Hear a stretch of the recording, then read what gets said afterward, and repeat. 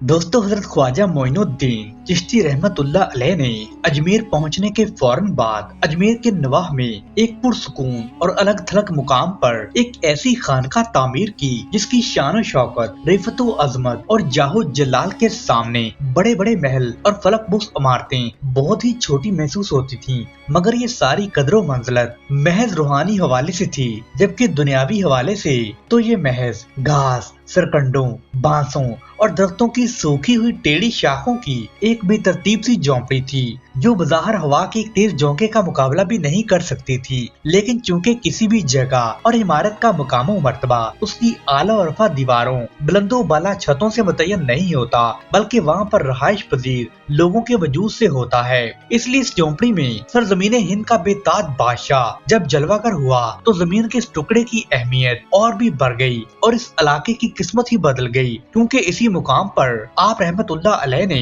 इंसानियत की खिदमत और रब की इबादत करना थी और अवामन नास को सुराती मुस्तकीम दिखाना थी और जरूरतमंदों की मदद करनी थी। दोस्तों, वहाँ के करीबी रहायशी राजपूतों ने आपकी वज़ाकता, रहन सहन और तौर तरीके को देखकर पहले तो ये तासर लिया कि ये कोई जोगी या साधु है जो दुनिया के हंगामों और शोर शराबों को खैरबाद कहकर यहाँ पर आया है। इसी तासर के जेर असर उन्होंने हजरत ख्वाजा मोइनुद्दीन की आमद पर कोई तवज्जो नहीं दी, मगर जब उनमें से चंद अफराद ने आपकी झोंपड़ी के करीब अंदर आकर झांका तो उसने देखा कि इस झोंपड़ी के अंदर पानी का बर्तन, एक जोड़ा लिबास और एक मसल्ला था। उस मसल्ले पर एक बुजुर्ग शख्सियत बैठे हुए जिक्र इलाही में मशगूल थे।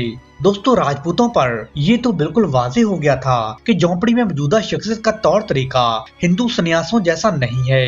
ताहम बजाय कि वो आपको यहाँ से चले जाने का कहते, उन्होंने कोई बात नहीं की और वो आपकी शख्सियत की कशिश से ऐसे गिरफ्तार हुए कि जो भी आपको देखने आता देखता ही रह जाता था। आपके नूरानी चेहरे की जाज़बियत उनके एहसासात और जज्बात को महसूर किए हुए थी। वो उसे कोई नाम भी नहीं दे पा रहे थे। बस ये आलम था कि एक राजपूत दूसरे को बताता था और दूसरा दौड़ता हुआ आता था और देखता ही रह जाता था। उन्होंने चूंकि अपने इलाके में कभी किसी मुसलमान को इबादत करते नहीं देखा था, तो उनकी समझ में नहीं आ रहा था कि इन बुजुर्ग का ताल्लुक किस मजहब से है। ताहम उन्हें यकीन कामल था कि आपका ताल्लुक हिंदू मजहब की शाख से नहीं है। दोस्तों, इस मसले पर हिंदू राजपूत काफी देर तक सोच विचार करते रहे, तो उन्होंने आपके पास एक वफद मुलाकात के लिए झोंपड़ी में भेजा। उस वक्त आप मसले पर जिक्र इलाही में मसरूफ थे। वो झोंपड़ी में दाखिल होकर एक जानब बैठ गए और इंतजार करने लगे कि आप कब फारग होंगे तो आपसे गुफ्तगू करेंगे। दोस्तों, जब आप रहमतुल्लाह अलैह इबादत से फारग हुए तो आपने उन राजपूतों से उनकी जुबान में पूछा कि आप लोग यहाँ कैसे तशरीफ लाए हैं, मेरे लायक कोई खिदमत है, क्या मैं आप लोगों के कोई काम आ सकता हूँ? तो राजपूत आपकी जुबान, आपकी बोली और लबो लहजे से इस कदर हैरान हुए और परेशान भी हुए कि हैरत से उनके मुंह खुले के खुले रह गए। ताहम उन्होंने आपसे चंद लम्हों के बाद पूछा कि कुछ रोज से आप इस जंगल में तन्हा रह रहे हैं, आपके हमरा कोई भी नहीं है, हम आपके मजहब के बारे में कुछ नहीं जानते, हम इस मकसद के तहत यहाँ आए हैं कि आप अपना तारफ कराएं कि आप कौन हैं और यहाँ किस मकसद के लिए ठहरे हुए हैं। दोस्तों, ख्वाजा मोइनुद्दीन ने राजपूतों के चेहरे पर परेशानी के असर देखे तो आपने उनसे पूछा कि मैं आप लोगों के सवालों के जवाब देने से पहले ये पूछना चाहता हूँ कि क्या मेरी वजह से आप लोगों को कोई परेशानी या तकलीफ पहुँची है? तो राजपूत कहने लगे, नहीं जनाब, ऐसी तो कोई बात नहीं है, भला आखिर आप हमें क्या नुकसान पहुँचाएंगे? आपने तो अपने काम से मतलब रखा हुआ है, आप तो अपनी धुन में लगे रहते हैं। दोस्तों, ख्वाजा मोइनुद्दीन के चेहरे पर एक लम्हे के लिए खास किस्म की जलाली कैफियत तारी हो गई। आपने कदरे बुलंद आवाज में कहा कि गौर से सुन लो कि मैं मुसलमान हूँ और तुम लोगों को रब्बे जुल जलाल का पैगाम देने आया हूँ। दोस्तों, मुसलमान का लफ्ज राजपूतों के सरों पर हथौड़ा बनकर गिरा। वो सटपटा कर रह गए। उन्होंने यकदम अपना लहजा बदला और इंतहाई गुरूर और तकब्बर के साथ कहने लगे, जानते भी हो तुम जिस जमीन पर बैठे हो ये हमारी है और हम अपनी जमीन पर ऐसा कभी नहीं होने देंगे। हम हिंदुस्तान के राजपूत हैं, चले जाओ यहाँ से, कहीं और चले जाओ, मगर यहाँ तुम्हारा इरादा और तुम्हारा मकसद कभी कामयाब नहीं होगा। दोस्तों ख्वाजा मोइनुद्दीन ने इंतहाई शाइस्तगी के साथ फरमाया कि ये जमीन तुम्हारी नहीं है, ये जमीन मेरे अल्लाह की है जो तमाम जहानों का मालिक व खालिक है। अगर ये जमीन किसी की होती तो तुम्हारे बाप दादा मरते वक्त इसे अपने साथ ले जाते। हम सब अल्लाह तबारक व ताला के बंदे हैं, उसने हमें इस दुनिया में अपनी इताअत व इबादत के लिए भेजा है और हम एक रोज सब के सब उसकी बारगाह में हाजिर हो जाएंगे। दोस्तों राजपूतों ने हजरत ख्वाजा मोइनुद्दीन की इन बातों का बहुत बुरा मनाया और वो गुस्से में आ गए और जोर जोर से चिल्लाने लगे और कहने लगे कि इस जमीनों आसमान पर हमारे देवताओं की हुकूमत है, हम किसी अल्लाह को नहीं जानते, आइंदा हमारे सामने अल्लाह का नाम न लेना वरना हमसे बुरा कोई नहीं होगा। अगर इस जगह पर रहना चाहते हो तो खामोशी से रहो, अपनी मुसलमानी अपने पास रखो और अपने मजहब की तबलीग करने की कोई कोशिश न करो। तुम हमें बहकाने और हमें अपने रास्ते से भटकाने आए हो, ऐसा कभी नहीं हो सकता, हम ऐसा कभी होने भी नहीं देंगे। दोस्तों ख्वाजा मोइनुद्दीन ने फरमाया कि अल्लाह की जात ही मेरे लिए सब कुछ है, तुम्हारे इख्तियार में कुछ नहीं है, तुम्हारे चाहने या न चाहने से कुछ नहीं होता। मेरा मालिक और खालिक तो सिर्फ अल्लाह सुब्हानहू व तआला है और मैं तुम्हें भी यही बताने आया हूँ कि तुम भी अल्लाह पर ईमान ले आओ। दोस्तों ये सुनकर एक मगरूर राजपूत कहने लगा, तुम अपनी हालत तो देखो, न तुम्हारे पास खाने को कुछ है, न अच्छा लिबास है और न ही तुम्हारे पास रहने को कोई मकान है। ये तुम्हारा कैसा अल्लाह है जिसने तुम्हें इस गुर्बत में रखा हुआ है। तो ख्वाजा मोइनुद्दीन कहने लगे कि मुझे तो बस यही कुछ काफी है, मुझे दुनिया की नहीं आखिरत की फिक्र है। ये दुनिया तो फानी है, हर चीज को फना होना है, ये दुनियावी शान और शौकत वक्ती तौर पर है, असल जिंदगी तो आखिरत की है जहाँ हमने मुस्तकिल रहना है। क्या तुम कभी गौर करते हो कि जिन बुतों को तुम पूजते हो उन्हें तुम अपने हाथों से खुद ही तराशते हो, वो तुम्हारे किस काम आएंगे जो खुद एक इंच इधर से उधर नहीं हो सकते और नीचे गिरने पर रेजा रेजा हो जाते हैं। और तुम इन पत्थरों की इबादत करते हो, पत्थर तुम्हें आखिर क्या देंगे? उस जाते पाक की इबादत करो जो हमेशा रहने वाली है। अल्लाह सुब्हानहू व तआला की जात हर शय से बेनियाज है, जबकि ये तुम्हारी मूर्तियाँ खुद तुम्हारी मोहताज हैं। जब चाहो तुम इनकी सफाई करो और अगर चाहो तो ना करो और इन पर ढेरों मिट्टी जमी रहती है। दोस्तों राजपूतों ने जब अपने देवताओं की तौहीन सुनी तो फौरन उन्होंने शमशीरें और खंजरें निकाल ली, जबकि ख्वाजा मोइनुद्दीन की एक नजर से तलवारें और खंजरें उनके हाथों से गिर पड़ी और वो खुद भी वहाँ से भाग खड़े हुए। दोस्तों काफी रोज तक राजपूत सरदार इकट्ठे होकर आपस में सलाह मशवरा करते रहे। अक्सर लोग इस हक में थे कि इस मर्द कलंदर को कत्ल कर दिया जाए, मगर वो साबका वाक़या से खौफजदा थे। पहले भी उन्होंने आप रहमतुल्लाह अलैह को कत्ल करने की कोशिश की थी, मगर एक अनजानी ताकत ने उनके हाथों से तलवारें और खंजर गिरा दिए थे। ताहम काफी सोचो विचार के बाद उन्हें राजपूतों की एक टोली एक बार फिर से हजरत ख्वाजा मोइनुद्दीन रहमतुल्लाह अलैह की झोंपड़ी की जानब चल दी, जो वहाँ पहले से नाकामो नामराद लौटे थे। उनके कई साथियों ने उन्हें ऐसा करने से रोका। उन लोगों की दलील ये थी कि वो मर्दे कलंदर की रूहानी ताकत का मुकाबला नहीं कर सकते, उसका तजर्बा उन्हें पहले ही हो चुका है। फिर ये कि झोंपड़ी में रहने वाला शख्स कोई कतई नुकसान नहीं पहुंचा रहा, अपने काम में मगन रहता है, वो किसी की किसी बात में मुदाखलत नहीं करता, इसलिए उसे डराने या नुकसान पहुंचाने से हमें क्या फायदा है और उसे कत्ल करने की क्या जरूरत है? आखिर उसने क्या कसूर किया है? मगर वो लोग सिर्फ यही कहते थे कि उसने हमारे खुदाओं और हमारे देवताओं की तौहीन की है।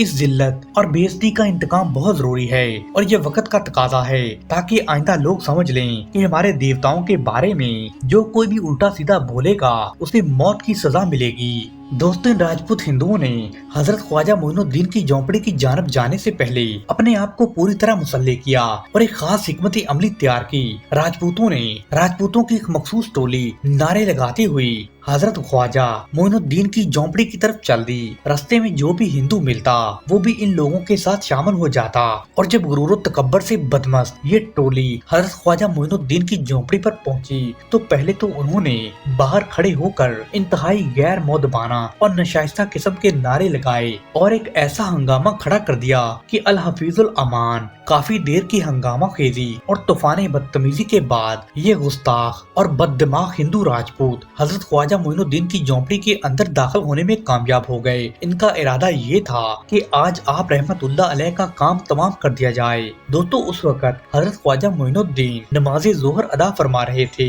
और आप हालते सजदा में थे।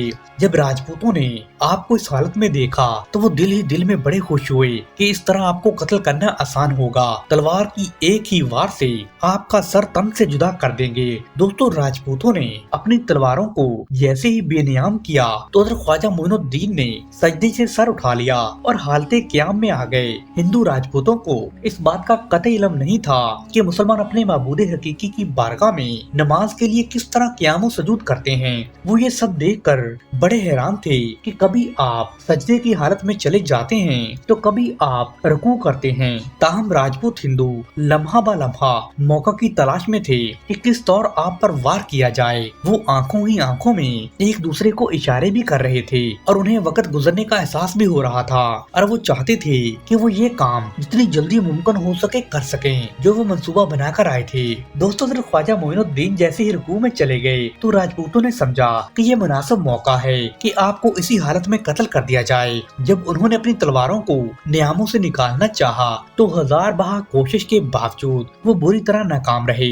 तलवारें नियामों के अंदर अपनी जगह पर कायम थी, जैसे किसी मजबूत चीज ने उन्हें आपस में जोड़ दिया हो। दोस्तों राजपूत मुसलसल जोर लगाते रहे, उन्होंने अपनी पूरी कुव्वतो ताकत लगा दी मगर वो अपनी नियाम से तलवारें हिला तक नहीं सके। वो बड़े हैरान थे और परेशान भी थे कि आज तक ऐसा कभी नहीं हुआ, मगर उनकी अकल पर ऐसा पर्दा पड़ा था कि उन्हें समझ नहीं आ रही थी कि ये सब ख्वाजा मोइनुद्दीन की रूहानी ताकत है जिसने इन तलवारों को जामदो साकत कर दिया है। दोस्तों ख्वाजा मोइनुद्दीन ने जैसे ही नमाज खत्म की और दुआ के लिए बारगाही इलाही में हाथ उठाए तो आपने इंतहाई आजिज़ी और इनकिसारी के साथ दुआ मांगी और फिर आपने राजपूतों से मुखातब होकर कहा कि आराम सुकून और मुकम्मल इत्मीनान के साथ वो काम करो जो तुम करने के इरादे से यहाँ आए हो। अल्लाह सुब्हाना व तआला की राह में एक सर तो क्या लाखों सर भी मिले तो मैं कुर्बान कर दूं। आगे बढ़ो और मेरे जिस्म पर जहाँ चाहते हो खंजर चलाओ और तलवारें बेनियाम करो। मेरा सर हाजिर है, जिस तरह कलम करना चाहते हो कर लो। मैं तो एक दरवेश आदमी हूँ।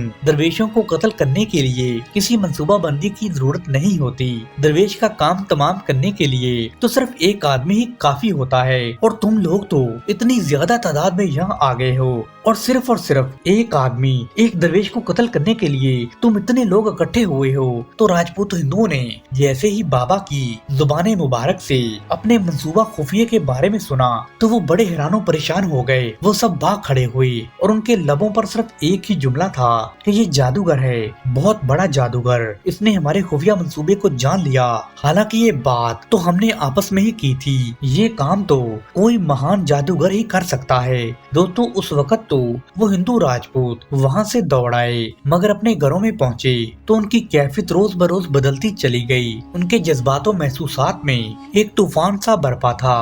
वो अपने मन की दुनिया में एक नुमाया तब्दीली महसूस कर रहे थे, एक ऐसी तब्दीली जो उनकी खुद की समझ में भी नहीं आ रही थी। दोस्तों इसी हलचल की कैफियत और सोचो विचार में काफी दिन गुजर गए। फिर एक दिन यूं हुआ कि चंद हिंदू राजपूत उसी मुकाम पर इकट्ठे हो गए जहां वो अक्सर इकट्ठे होकर सलाह मशवरा किया करते थे। आपस में काफी देर तक बहसो मुबासा होता रहा।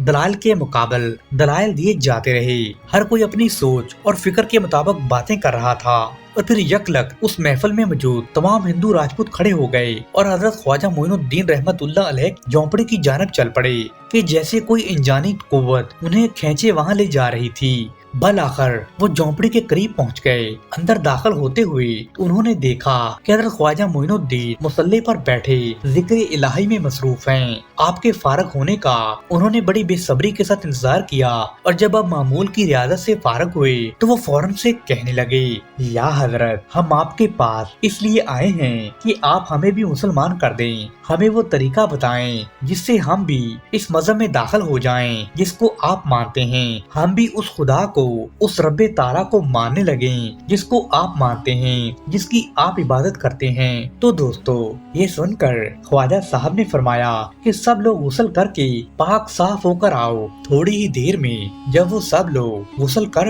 और वजू बनाकर वापस आए तो आप रहमतुल्लाह अलैह ने उन्हें कलमा शहादत पढ़ाया और फिर चश्मे फलक ने देखा कि वो बुत परस्त लम्हा भर में बुत शिकन हो गए। कई खुदाओं को मानने वाले एक खुदाए बुजुर्गों बरतर और वाहदाहु ला शरीक के मानने वाले हो गए। दोस्तों, इसके बाद ख्वाजा साहब ने उन्हें तफसील से दीन इस्लाम की बुनियादी बातों के बारे में बताया, उन्हें वजू का तरीका बताया, नमाज का तरीका सिखाया और खास तौर पर अल्लाह सुब्हाना व तआला की वहदानियत पर गुफ्तगू की। दोस्तों, इसके बाद वो सब लोग मुसलमान होकर खुशी खुशी अपने घरों को लौट गए। सुभान अल्लाह।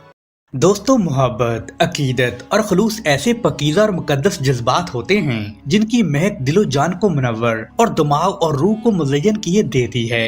इन जज्बात की कोई मखसूस जुबान नहीं होती, बल्कि ये जिस्म के अंग अंग से ज़ाहिर होते हैं। इनकी मकनातीसियत और इनकी जाज़बियत बिजली की लहरों की तरह असर करती है और तेज सफर करती है। दोस्तों, बाज़ औक़ात ये जज्बात इस कदर ताकतवर होते हैं कि महबूब शख्सियत को देखे और मिले बगैर ही अपने सफर का आगाज कर देते हैं। गोया ये अल्लाह सुब्हाना व तआला की तरफ से ही होते हैं, जिसको इंसानी फितरत समझने से कासर है। और जब महबूब शख्सियत अल्लाह तबारक व तआला की दोस्त हो और वलायत का दर्जा भी रखती हो और रुश्दो हिदायत का मनबा हो, तो फिर इन जज्बात में ऐसी रूहानियत शामिल हो जाती है कि इंसान का मन महज इस शख्सियत का नाम लेने से ही खिल उठता है। प्यारे दोस्तों, ऐसी ही सूरत हाल हजरत निजामुद्दीन औलिया की भी थी। जब से उन्होंने हजरत बाबा फरीदुद्दीन का नाम सुना था, आप अपने मन के अंदर ही एक अजीब सी हलचल महसूस करते थे। ऐसी हलचल जो कि दिल को रोशन और दिमाग को मुअत्तर और रूह को मथर कर देती है। दोस्तों, हजरत निजामुद्दीन जब मौलाना अलाउद्दीन से तालीम हासिल कर रहे थे तो एक आदमी अबू बकर कव्वाल आपके उस्ताद मोहतरम के पास आया और आपके उस्ताद मोहतरम को हजरत बाबा फरीदुद्दीन से मुलाकात का हाल बताने लगा, क्योंकि वो वहाँ से मुलाकात करके ही आया था। उसने कहा कि अजूदन के दरो दीवार और गली कूचे से यूं महसूस होता है कि जैसे वहाँ बाबा फरीदुद्दीन की रूहानियत का नूर बरस रहा हो। और उसने हजरत बाबा फरीदुद्दीन की रियाजत इबादत और जिक्र फिक्र का हाल भी सुनाया। दोस्तों, जब निजामुद्दीन के मन में चिंगारी तो पहले ही सुलग रही थी, अब वो शोला बनकर भड़क उठी थी। आपने यूं महसूस किया जैसे कोई गैबी ताकत आपके दिलो दिमाग को कब्जे में ले लिया हो और एक ऐसा फैसला जिसे आप एक अरसे से कर नहीं पा रहे थे पल भर में हो गया। आपने उसी लम्हे इरादा कर लिया कि आप अजूदन में जाकर हजरत बाबा फरीदुद्दीन गंज शकर रहमतुल्लाह अलैह की खिदमत अक़दस में हाजिर होकर उनकी सरपरस्ती निगरानी में मार्फत की मनाज़िलें तय करेंगे। और कुदरत जब मेहरबान हो तो मंजिल की तरफ जाने वाले रास्ते खुद ब खुद हमवार होते चले जाते हैं। दोस्तों, दिल्ली में क़याम के दौरान हजरत निजामुद्दीन जिस मोहल्ले में रहते थे, उसी मोहल्ले में हजरत बाबा फरीदुद्दीन के छोटे भाई हजरत शेख नजीबुद्दीन भी रहते थे। यूं जब हजरत निजामुद्दीन के दिल में हजरत बाबा फरीदुद्दीन से मिलने की तड़प बढ़ती थी तो आप हजरत शेख नजीबुद्दीन के पास तशरीफ ले जाते थे। घंटों इनके पास बैठे रहते थे और हजरत बाबा फरीदुद्दीन की बातें करते थे। आप जो भी सवाल हजरत बाबा फरीदुद्दीन के बारे में करते तो हजरत शेख नजीब उसका तफसीली जवाब देते थे। यूं आपके दिल में मोहब्बत और अकीदत की जज्बात और भी बढ़ चुके थे और आपका जी करता था कि उड़कर हजरत बाबा फरीदुद्दीन की खिदमत में हाजिर हो जाऊं। दोस्तों, हजरत निजामुद्दीन ने हजरत बाबा फरीदुद्दीन के छोटे भाई हजरत नजीबुद्दीन के साथ 4 साल तक उनके पड़ोस में गुजारा और तकरीबन आप दोनों की हर रोज मुलाकात होती थी और कोई भी मुलाकात ऐसी नहीं होती थी कि जिसमें हजरत निजामुद्दीन ने हजरत बाबा फरीदुद्दीन का तज़किरा और उनसे मुलाकात की ख्वाहिश का इजहार न किया हो। दोस्तों, हजरत निजामुद्दीन के दिल में हजरत बाबा फरीदुद्दीन की मोहब्बत और चाहत में रोज बरोज इजाफा होता चला जा रहा था। ताहम आप वक्त के इंतजार में थे और जानते थे कि जब भी रबे करीम का हुक्म होगा आप हजरत बाबा फरीद के पास पहुंच जाएंगे। दोस्तों, दिन गुजरते जा रहे थे तो आपका इंतजार भी बढ़ता ही जा रहा था। कभी कभी आप ख्यालों में खो जाते और जहन में मुख्तलिफ बातें सोचते रहते थे कि हजरत बाबा फरीदुद्दीन से कब मुलाकात होगी। एक शाम हजरत निजामुद्दीन नमाज मगरिब मगरब से पहले इन्हीं ख्यालों में बैठे थे कि मगरब की अजान हुई और आपने नमाज अदा की और फिर थोड़ी ही देर में लोगों ने आपको इतला दी कि नए माह का चांद तलू हो गया है। दोस्तों, आप ये सुनते ही खुशी से खड़े हो गए, क्योंकि आपका ये बरसों से मामूल था कि आप हर नए चांद के तलू होने पर वालदा मोहतरमा हजरत जुलेखा बीबी की खिदमत में हाजिर होकर कदम बोसी किया करते थे। आप फौरन अपनी वालदा मोहतरमा के पास पहुँचे। उस वक्त वो बिस्तर पर दराज थीं और उनकी तबीयत भी नासाज थी। अगरचे वो बूढ़ी थीं, कमजोर थीं और बीमार थीं, मगर उनकी हालत इतनी भी खराब नहीं थी कि कोई ये शक करे कि उनका आखिरी वक्त करीब आन पहुंचा है। दोस्तों, निजामुद्दीन ने अपनी वालदा मोहतरमा की चारपाई की पांति पकड़कर वहीं बैठ गए। आपने अपनी वालदा माजिदा के पांव थाम लिए और सलाम के साथ साथ नए चांद की मुबारकबाद भी दी। दोस्तों, आपकी वालदा माजिदा आपकी सादतमंदी से बड़ी खुश होती थीं और आपको ढेरों दुआएं देती थीं। आज भी उन्होंने आपको काफी देर तक दवाएं दी और फिर अचानक आपकी वालदा ने एक गैर मुतवक्का और हैरान कौन सवाल आपसे पूछा। तो उन्होंने पूछा कि बेटा निजाम, आइंदा महीने जब नया चांद तलू होगा तो किसकी कदम बोसी करोगे? दोस्तों, ये सवाल इस कदर अचानक और असर अंगेज था कि हज़रत निजामुद्दीन को ये सुनकर एक झटका सा लगा। आप इस सवाल का मतलब फौरी तौर पर समझ गए थे। आपको पता चल गया था कि मेरी वालदा माजिदा का वक्त करीब आ गया है और वो यकीनन अगले चांद तक इस जहाने फानी से कूच कर जाएंगी। इस ख्याल के आते ही हजरत निजामुद्दीन ने ज़ारो कितार रोना शुरू कर दिया। तो उनकी वालदा ने उन्हें दिलासा दिया और सब्र करने की तलकीन की और अल्लाह सुब्हाना व तआला की रजा पर राजी होने का हुक्म दिया। दोस्तों, निजामुद्दीन ने अपनी वालदा से पूछा कि अम्मी जान, आप मुझे किसके हवाले करके रुखसत हो रही हैं? मैं आपके बगैर किस तरह रहूंगा और कहां कहां भटकता फिरूंगा? तो आपकी वालदा माजिदा ने फरमाया कि बेटा, इसका जवाब मैं तुम्हें कल दूंगी। ताहम आज रात तुम शेख नजीबुद्दीन के यहाँ गुजारोगे, कल सुबह हमारी मुलाकात होगी। दोस्तों, अगली सुबह हजरत निजामुद्दीन ने अपनी वालदा माजिदा की खिदमत में हाजिरी दी और उन्हें सलाम किया। तो आपकी वालदा माजिदा ने सलाम का जवाब देने के बाद कहा कि बैठ जाओ बेटा निजामुद्दीन। तो हजरत निजामुद्दीन अपनी वालदा मोहतरमा के पाँव की जानब बैठ गए और उनके पाँव दबाना शुरू कर दिए। तो आपकी वालदा ने आपको बहुत दुआएं दी। अब तो यूँ महसूस होता था कि जैसे आपकी वालदा की तबीयत काफी संभल चुकी है और कोई भी खतरे की अलामत नहीं है। तो आपकी वालदा कहने लगी कि बेटा निजामुद्दीन, तुम्हें याद होगा कि कल शाम तुमने मुझसे एक सवाल पूछा था। तो हजरत निजामुद्दीन औलिया कहने लगे कि अम्मी जान, मुझे अच्छी तरह याद है, मैंने कहा था कि आप मुझे किसके हवाले करके जा रही हैं। तो आपकी वालदा माजिदा कहने लगी कि बेटा निजामुद्दीन, अब तुम्हारे सवाल के जवाब देने का वक्त आन पहुंचा है। इधर लाओ अपना दायां हाथ। आपने अपना दायां हाथ जब आगे बढ़ाया तो आपकी वालदा माजिदा ने भी अपना दायां हाथ आपके दाएं हाथ पर मजबूती के साथ रख दिया और फिर हजरत बीबी जुलेखा ने आसमान की तरफ नजरें करके कहा कि ए अल्लाह, ए मेरे खालिको मालिक, मैं निजामुद्दीन को तेरे हवाले करती हूँ और उसको तेरे सुपुर्द करती हूँ। ए अल्लाह, तू ही तमाम जहानों का पालने वाला है, तू ही मेरा रब है, आप ही रब्बुल आलमीन हैं, आप ही बंदों के कफील और राज़िक़ो रज़्ज़ाक़ हैं। मेरे बेटे पर अपनी रहमत का साया कायम रखें, इसका नाम दीनों दुनिया में रोशन कर दें और इसे सीधे रास्ते पर कायमो दवाइम रखें, आमीन। दोस्तों, उसके बाद आपकी वालदा मोहतरमा के हाथ की गिरफ्त यकदम ढीली पड़ गई, हत्ता कि उनका हाथ नीचे लटक गया। तो हज़रत निजामुद्दीन ने घबरा कर देखा तो आपकी वालदा के लबों पर कलमा शहादत जारी था। उन्होंने 3 बार कलमा शहादत पढ़ा और इस जहाने फानी से कूच फरमा गयीं। दोस्तों, हजरत निजामुद्दीन को अपनी वालदा के इस जहाने फानी से कूच कर जाने का बड़ा ही रंजो गम था, मगर आपने सब्र से काम लिया। यही अल्लाह के बंदों और प्यारों का शेवा होता है। ताहम जब कभी भी आपकी वालदा माजिदा का जिक्र आता तो आपकी आंखें भीग जाती और आप उनकी मगफरत और बख्शिश के लिए दुआ फरमाते थे। दोस्तों, हजरत निजामुद्दीन ने आखिर एक दिन आपने बड़े गौर व फिक्र के बाद ये फैसला किया कि आप अजूदन चले जाएंगे। तो आपने अपना रख्ते सफर बांधा और अजूदन रवाना हो गए। मगर ये रखते सफर और ज़्यादा राह कितना था, सिर्फ एक मसल्ला और एक पानी का बर्तन था। उसके अलावा कोई भी चीज आपके पास नहीं थी, क्योंकि आप माली तौर पर मफलूकुल हाल की जिंदगी गुजार रहे थे और कई कई दिन तक बगैर इफ्तारी के रोजे रखते थे। सिर्फ पानी के चंद घूंट रोजा रखने और खोलने के लिए ही इस्तेमाल करते थे। दोस्तों, निजामुद्दीन अपना मसल्ला और कटोरा लिए रास्ते की तकलीफ बर्दाश्त करते हुए दिल्ली से अजूदन पहुँचे और सीधे हजरत बाबा फरीदुद्दीन की खिदमत अक्तस में हाजिर हुए और सलाम अर्ज किया। तो तो हजरत बाबा फरीदुद्दीन गंज शक्कर रहमतुल्लाह अलैह ने सलाम का पुरजोश अंदाज में जवाब दिया। यूं महसूस होता था कि बाबा फरीदुद्दीन आपकी आमद के इंतजार में थे। तो हजरत बाबा फरीदुद्दीन ने आपसे पूछा कि ए नौजवान, यहाँ कैसे आना हुआ?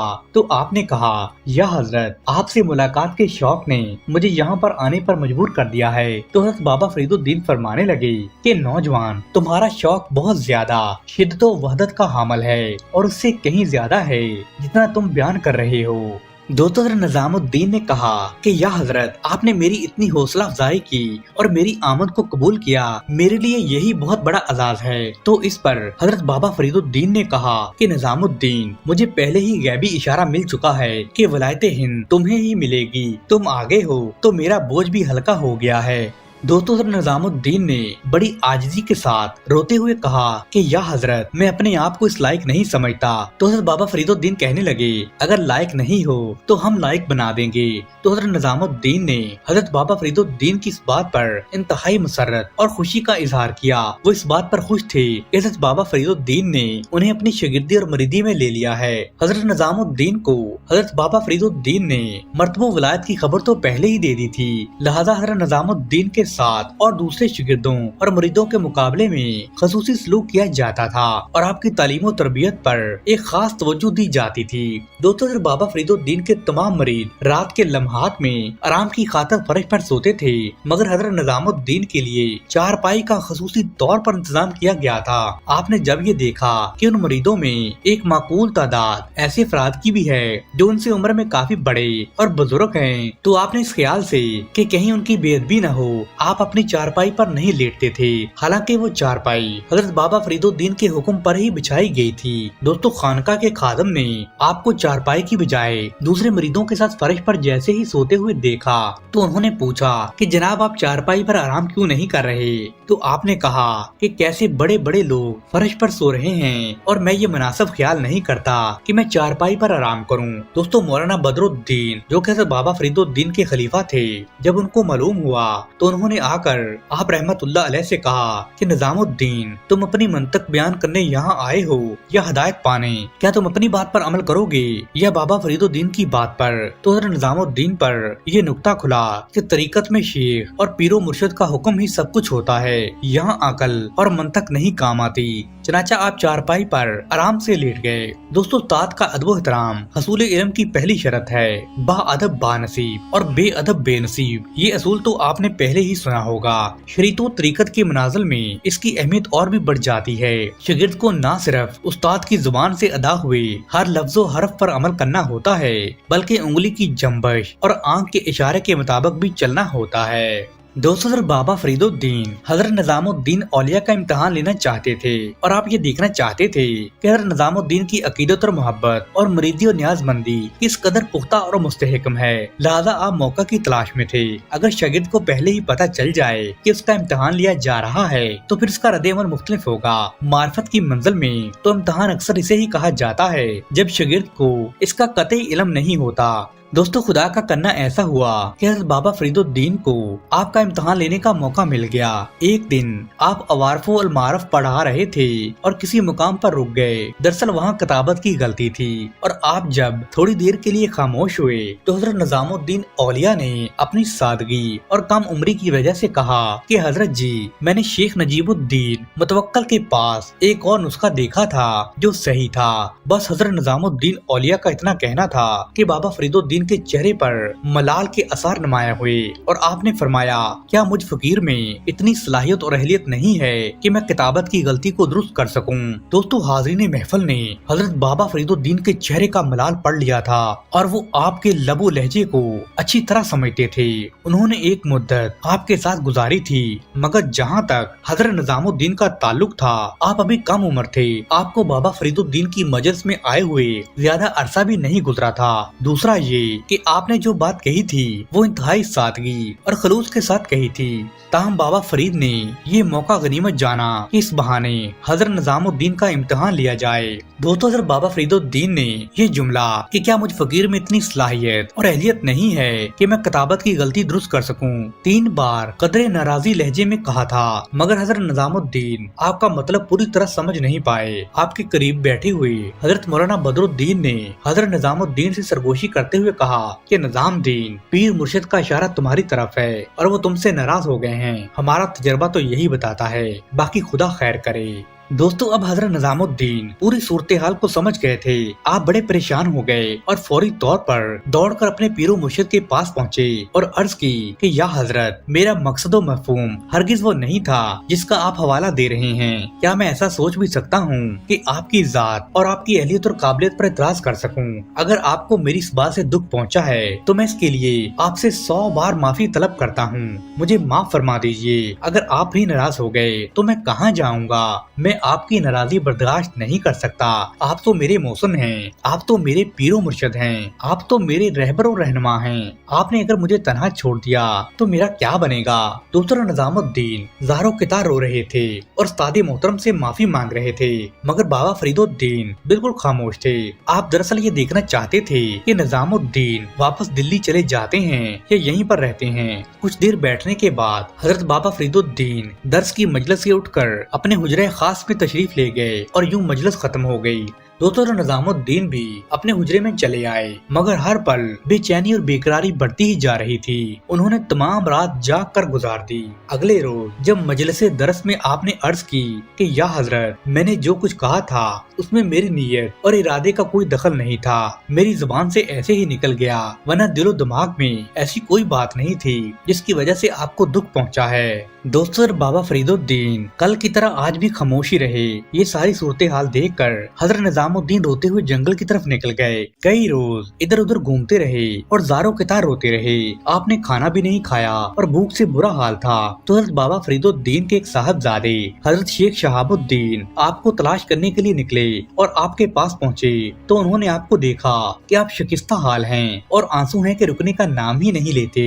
तो शेख शहाबुद्दीन ने आपसे वादा किया कि मैं अपने वालिद मोहतरम से आपकी सिफारिश करूंगा, लेकिन तुम्हें मेरी एक शर्त मानना होगी। तो हजरत निजामुद्दीन ने पूछा कि हजरत वो शर्त क्या है? तो हजरत शेख शहाबुद्दीन ने कहा कि वो शर्त ये है कि तुम खाना खा लो। चुनाचे हजरत निजामुद्दीन ने खाना खाया और इंतजार करने लगे कि हजरत शेख शहाबुद्दीन क्या खबर लाते हैं। दोस्तों, हजरत शेख शहाबुद्दीन ने अपने वालिद मोहतरम हजरत बाबा फरीदुद्दीन से अर्ज की कि बाबा जी, आप निजामुद्दीन को माफ फरमा दें, वरना आपकी नाराजगी उसे मार डालेगी। तो हजरत बाबा फरीदुद्दीन ने कहा, बेटा तुम क्या समझते हो कि मैं उसके चले जाने से खुश हूँ, लेकिन मोहब्बत और अकीदत की मंजिल में ऐसे मुकामात से गुजरना पड़ता है। इश्क में एक ऐसा मुकाम भी आता है जब तक उस मुकाम से न गुजरो इंसान की तकमील नहीं होती। दरअसल उसने कोई ऐसी बात नहीं की थी जिस पर नाराजगी का इजहार किया जाता, लेकिन मैंने ऐसा इसलिए किया ताकि पता चला सकूं कि निजामुद्दीन अकीदत और एहतराम की किस मंजिल पर हैं। अगर वो अकीदत में हाजिर होता तो यहाँ से दौड़कर दिल्ली वापस चला जाता। उसका इश्क सच्चा और खरा है। उसने पीरो मुर्शिद के ठिकाने को नहीं छोड़ा और वो इस मजलिस में आने और यहीं रहने का आरज़ूमंद है। अगरचा ज़ाहरन उसने कोई गुस्ताखी नहीं की, लेकिन इश्क की नजर में उसकी ये गलती थी कि उसने अपने पीरो मुर्शिद के सामने लब कुशाई की। ताहम उसकी हालते जार इस बात की गवाही देती है कि उसका इश्क सती नहीं है। जाओ उसको बुला लाओ, हम उसका इंतजार कर रहे हैं। जब से वो गया है हम भी बेचैन हैं। दोस्तों, हजरत शेख शहाबुद्दीन दौड़ते हुए हजरत निजामुद्दीन के पास आए और फिर उनको इतला दी। तो आपने ये सुनकर फिर से रोना शुरू कर दिया। तो शेख शहाबुद्दीन पूछने लगे कि निजामुद्दीन अब रोना कैसा? तो निजामुद्दीन कहने लगे कि वो गम के आंसू थे और ये खुशी के आंसू हैं। और जब हजरत निजामुद्दीन अपने पीरो मुर्शिद के पास पहुँचे तो आपने फरमाया कि निजामुद्दीन तुम्हें मुबारक हो, तुम इम्तिहान में कामयाब हो गए हो। दरअसल ये तुम्हारी आजमाइश और इम्तिहान था। मैंने तुम्हारी मोहब्बत को भी देखना था और दूसरों को भी दिखाना था, ताकि कल को जब हमारी नजरें इल्तफात तुम पर पड़े तो दूसरे लोग इतराज न कर सकें।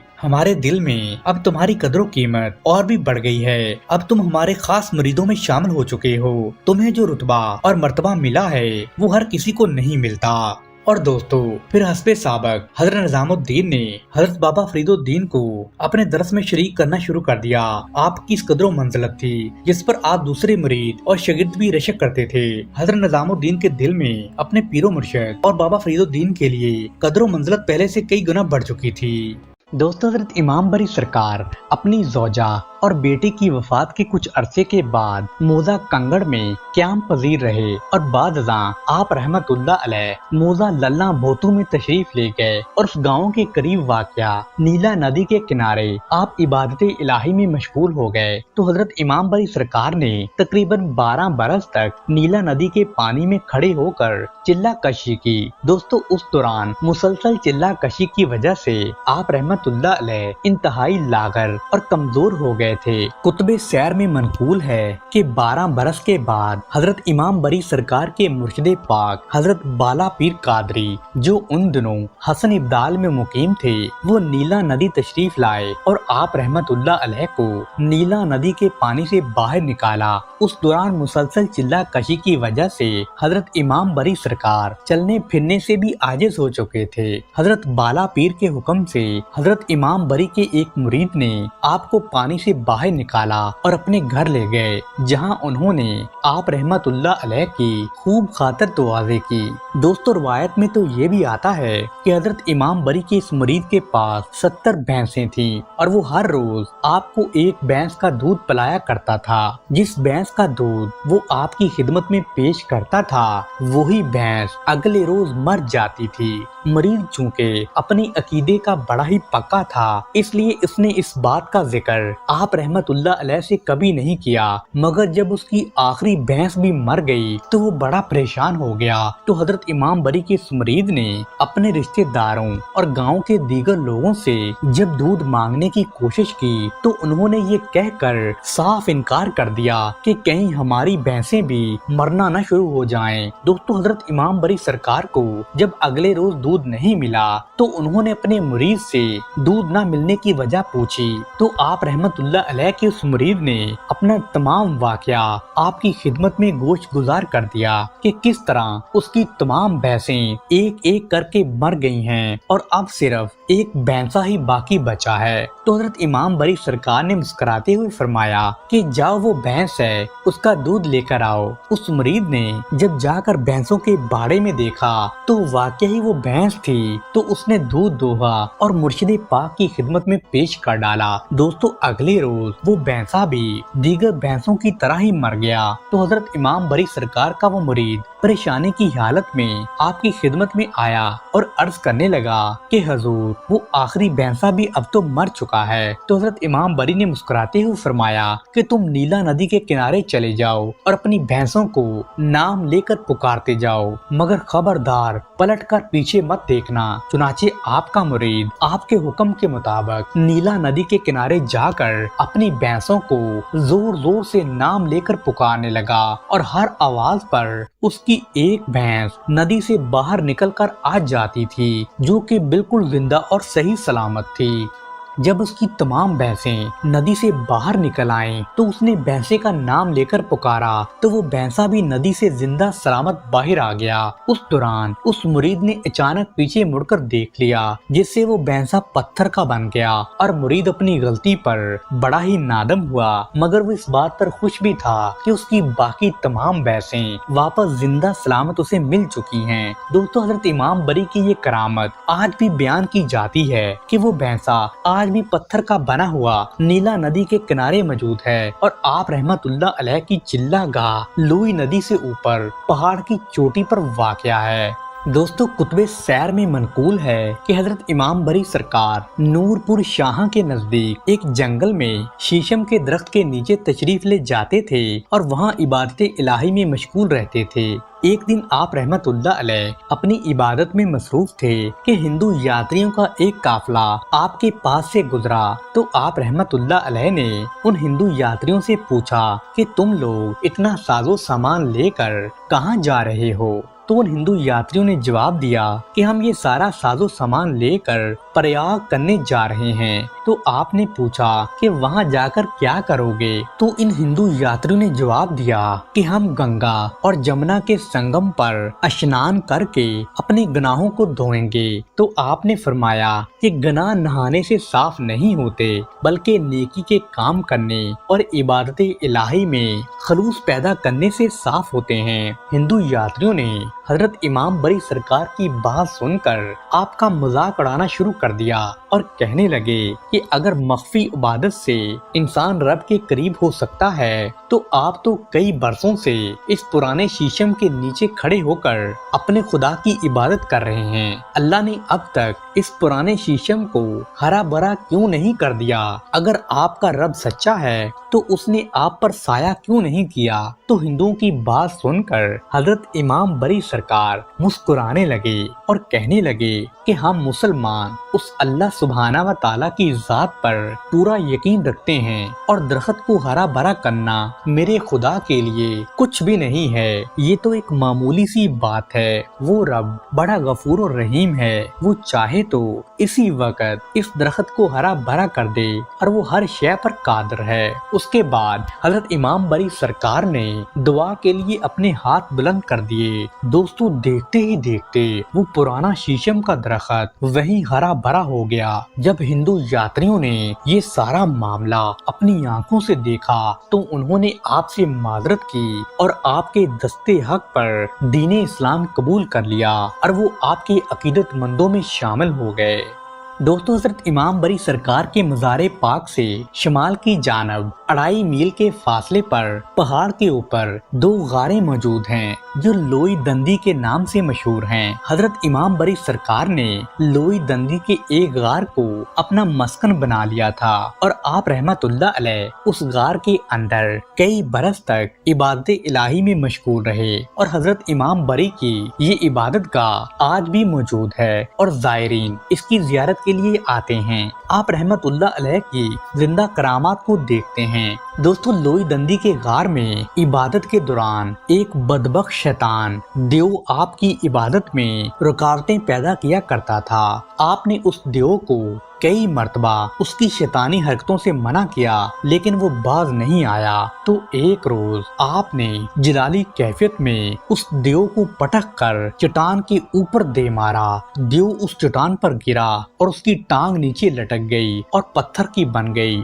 دوستو اس دیو کے پاؤں کے آثار آج بھی لوئی دندی کی غار کے باہر موجود ہیں اور اس پاؤں سے پانی کے قطرے بھی ٹپکتے ہیں۔ اس کے علاوہ لوئی دندی کے غار کے باہر دیگر جانور بھی پتھر کے موجود ہیں جن کے بارے میں یہ بات بڑی مشہور ہے کہ یہ بھی آپ کی عبادت میں خلل پیدا کرتے تھے تو آپ نے انہیں پتھر کا بنا دیا۔ دوستو لوئی دندی کی اس غار میں جہاں آپ نے چلہ کشی کی تو وہاں پر کچھ سانپ بھی پتھر کے بنے ہوئے تھے اور کچھ لوگوں کا ماننا ہے کہ یہ سانپ بھی آپ کی عبادت میں خلل پیدا کرتے تھے تو آپ نے جلال میں آ کر انہیں پتھر پر دے مارا جس سے یہ پتھر کے مجسمے بن گئے۔ دوستو لوئی دندی حضرت امام بری سرکار کی چلہ گاہ میں پتھر کی ایک کرسی بھی موجود ہے جس کے بارے میں مشہور ہے کہ آپ اس کرسی پر بیٹھ کر عبادت الہی میں مشغول رہتے تھے۔ دوستو حضرت امام بری کی چلہ گاہ لوئی دندی کے غار کا دہانہ بہت ہی تنگ ہے اور ایک آدمی بھی بامشکل سے اس غار میں داخل ہو سکتا ہے۔ غار اندر سے جا کر قدرے کشادہ ہو جاتی ہے اور آدمی اندر کھڑا اور بیٹھ بھی سکتا ہے۔ حضرت امام بری سرکار جس زمانے میں اس غار میں چلہ کشی کرتے تھے تو اس وقت انتہائی اونچائی پر نامساعد حالات کے باوجود آپ کئی برس تک بغیر کھائے پیے وہاں موجود رہے جو آج کے دور میں جانے والے زائرین کو حیرانگی میں مبتلا کر دیتا ہے کہ یہ کیسے ممکن ہے۔ دوستو یہ حضرت امام بری سرکار کی زندہ کرامات لوئی دندی آج بھی موجود ہے جن کو دیکھ کر زائرین کے دلوں میں حضرت امام بری کی عظمت مزید بلند ہو جاتی ہے۔ لوئی دندی کے دوسری غار میں جو آپ رحمت اللہ علیہ کے چلہ والی غار کے بالکل نیچے واقع ہے اس غار میں بھی کبھی کبھار آپ آرام کی غرض سے تشریف لایا کرتے تھے۔ اب اس غار میں ملنگ رہتے تھے اور یہاں اب زائرین کے لیے لنگر کا انتظام بھی ہوتا ہے۔ दोस्तों लोई दंदी के दूसरे गार में जहाँ मलंग रहते हैं वहाँ एक तरफ आग का मच जल रहा है, जिसके बारे में ये बात बड़ी मशहूर है कि ये मच अरसा दराज से यूं ही रोशन है और लोग अपनी बसात के मुताबिक यहाँ पर लकड़ियाँ डालते रहते हैं और उसकी राख को बतौर तबरक अपने साथ ले जाते हैं। दोस्तों कहा जाता है कि बादशाह हिंद बहादुर शाह अव्वल ने जब हजरत इमाम बरी सरकार की रूहानियत का इतना शोहरा सुना तो वो आपकी खिदमत में हाजिर हुआ और आपके सामने उसने हीरे जवाहरात से भरा एक थाल नजराने के तौर पर पेश किया। तो हजरत इमाम बरी ने जब हीरे जवाहरात देखे तो मुस्कुराते हुए फरमाया कि ए बहादुर शाह, ये हीरे जवाहरात तो दुनिया वालों के लिए हैं और दरवेशों के नजदीक तो ये सब पत्थर की कनकरियों की तरह हैं। तो बहादुर शाह ने आपसे इस्तदा की कि हजूर आप ये नजराना कबूल फरमा लें। तो आपने बहादुर शाह को मुखातब करते हुए फरमाया कि मेरे नजदीक तो इनकी कुछ भी हैसियत नहीं है। तो बहादुर शाह ने आपके कलाम को नजर अंदाज करते हुए अपना इसरार जारी रखा। तो हजरत इमाम बरी सरकार ने जब देखा कि बहादुर शाह तो किसी भी सूरत टल नहीं रहा तो आपने अपने मसल्ले के एक कोने को हटाया और बहादुर शाह से कहा कि इधर आओ और ये मसल्ले के नीचे देखो। जब बहादुर शाह ने देखा तो मसल्ले के नीचे बेशबहा जवाहरात, हीरे और मोती मौजूद थे और बहादुर शाह देखकर बड़ा शर्मिंदा हुआ और आपसे माफी मांगने लगा। तो हजरत इमाम बरी सरकार ने बहादुर शाह को नादम देखकर फरमाया कि दुनिया के हीरे जवाहरात से ज्यादा वो कीमती हैं जो अल्लाह अज़्ज़ व जल की अताअत और नबी करीम के अस्वा हुस्ना पर अमल करते हैं। तो बहादुर शाह ने हजरत इमाम बरी सरकार से नसीहत और दुआ की दरखास्त की। तो आपने फरमाया कि ए बहादुर शाह, मैं तुम्हें सिर्फ 5 बातों की नसीहत करता हूँ, अगर तुम इन पर अमल करोगे तो फलाह पा जाओगे। पहली बात, बादशाह के अव्वलीन फराइज में शामिल है कि वो सोमो सलात का पाबंद हो। और दूसरी बात कि बादशाह गैर मुस्लिमों, नादारों, बेवाओं, यतीमों और मुफलिसों का खैर ख्वाह हो। तीसरी बात, बादशाह को चाहिए कि वो अपनी राया की फलाहो बहबूद का हर मुमकिन ख्याल रखे। और चौथी बात, बादशाह इस्लाम की तरक्की और फरोग के लिए अपने तमाम तर वसाइल को बरूए कार लाए। और पांचवी और आखिरी बात कि बादशाह को अवामुन नास के सामने अपने सीरतो किरदार का बेहतरीन नमूना होना चाहिए ताकि अवामुन नास उसकी पैरवी करके गुनाहों से बचें और नेक अमाल करें।